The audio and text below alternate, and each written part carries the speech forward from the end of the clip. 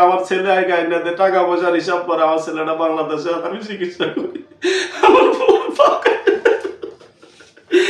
আদম ব্যাপারীর খপ্পরে পড়া অসুস্থ প্রবাসী ছেলেকে ফেরাতে বাবার সংবাদ সম্মেলন।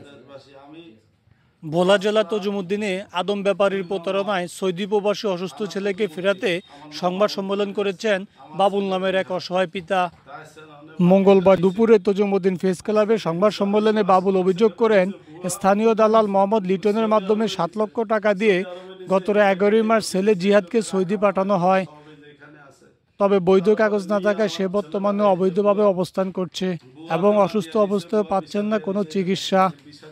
জিহাদের বাবা সরকারের হস্তক্ষেপে ছেলেকে দ্রুত দেশে পাঠানোর আহ্বান জানান।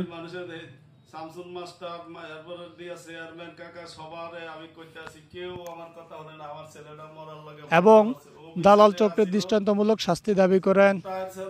News desk, Tazumuddin today.